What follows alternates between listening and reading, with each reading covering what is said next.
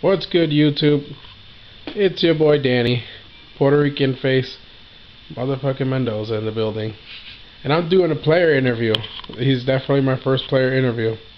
His name is Corey. How do you want to go with the last name? Corey Craig, Corey Lehmann. He goes either way. Corey Craig, Corey Lehmann. And this interview basically is so that way you guys in the community can get to know him a little bit better, and maybe just the YouTubers out there. He will be famous one day, I promise you that, when we start going to YCSs together and taking him. But right now we just haven't had the time because he has a kid in his life that was just born, and we've been busy with things, so we're just trying to get things together. So I just want to ask him a couple questions about the game. Actually, probably more than a couple, but yeah, I know me and my douchiness. But you guys, just check it out and get ready for it. So Corey, what do you think about the new format? And this is a format of E-Dragons and Spellbooks, by the way. Well, consisting of Spellbooks and E-Dragons, each mirror match presents a lot of maneuverability that requires skill. And with that skill breeds better players, and that really cycles out the worst players from the format. Though between the two decks, I think Prophecy is more consistent of like worse players and being able to abuse worse moves to plus off of their key card judgment, which helps them rehabilitate themselves from exerting all their resources. And even further, recycling Fate while they continue to do shout on you. But otherwise, I think like the two decks give a lot of ways for better players to grow in this current format, and it's given like fresh life, and it's really cut out a lot of OTK possibilities because we've now formed into triple Maxi, triple Veiler, and the occasional tech of like a Swift Scarecrow or just things, and always having field presence that really negates the possibility of being OTK'd, and that gives you more long drawn out matches, and that just makes the format better and more enjoyable for people, of course, if you can afford the two decks to begin with. Nice. So it sounds like you're having fun so far. Yeah. You recently got some advice from a good friend in regards to what you should be doing as far as the format going forward, and maybe in other formats coming in the future. What was that advice, and would you suggest it to other players?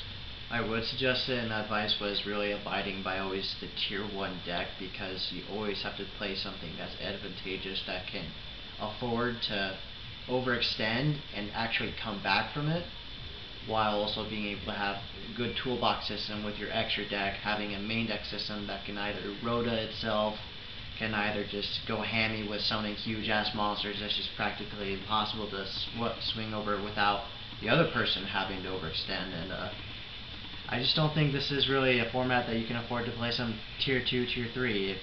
These are decks that are just too consistent, and it's just like another era of Teledat, where it's just Teledat just reigns supreme, and you have no choice but to either play these decks or just get stomped in.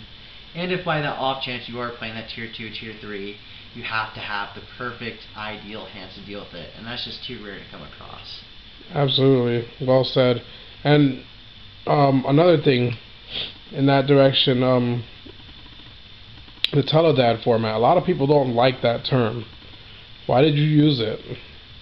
Because it's like the most relative thing you can even compare it to this format for Elemental Dragons. The deck it's just so uncanny how it's just like Teledad in an instance where the mirror match is just a constitution of pure skill. I mean, of course, the other player A can open up worse than player B, but it still can come down to it with both having a decent and equivalent hand to one another, where it's just nothing but skill. You can't overextend, but you can't be too conservative at the same time. You have to find that perfect medium, and also trying to bait your opponent to having to use their resources more than you have to use yours. Yep, and we're hitting near tier 0, people, so you better watch out for that. It's gonna be scary.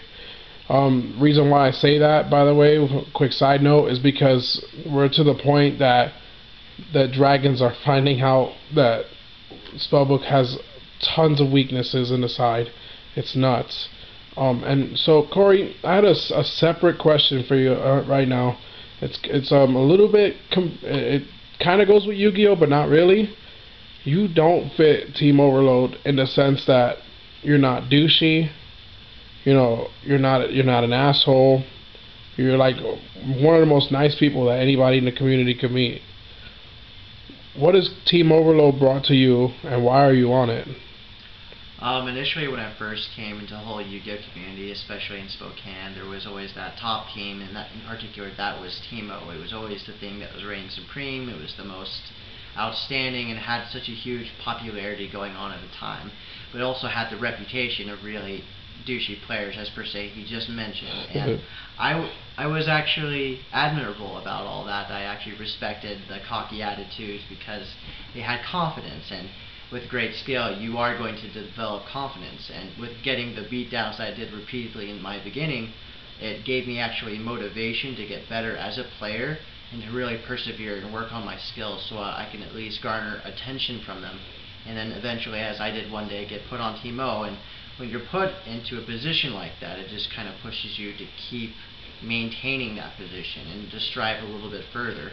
I don't know, when I first encountered Team O, it was just, of course, there was like trash talking, and they definitely did raid my binders when I had no idea about prices or anything like that. But it really taught me quite a few lessons. Like, it gives you purpose. I don't know, I think it just developed me into a better player. I think in essence, you actually do need those sort of players in Yu-Gi-Oh! To get that learning experience. Even though it's not a fun one, it is an essential one. Yep, and he persevered as a person and as a player. He is one of the best players I know in the community, and he just keeps getting better as he makes his comeback. So that's awesome. The last question I wanted to ask you, it's an important one. You had a road in order to become better than what you are. It was a tough road because I consider myself to be one of the craziest teachers in the world.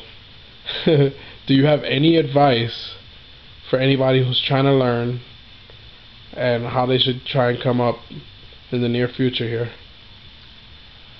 You have to certainly be willing to actually take the criticism other players give you in order to learn from that, from your mistakes, and you have to be open to the idea that you did make a mistake in the first place. If you're not able to recognize your mistakes, then obviously you cannot progress from that. That is too essential.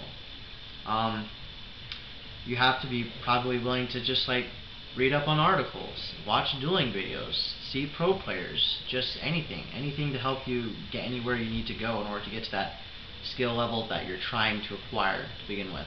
And always try to be one step ahead. Yeah, when you're trading with people, know your prices, know your trades, know your values, and if you can plus off of someone that you don't know and be a douche, okay, go for it. I'm not going to neglect that. It works for other people, so I'll encourage that. But no, I don't know.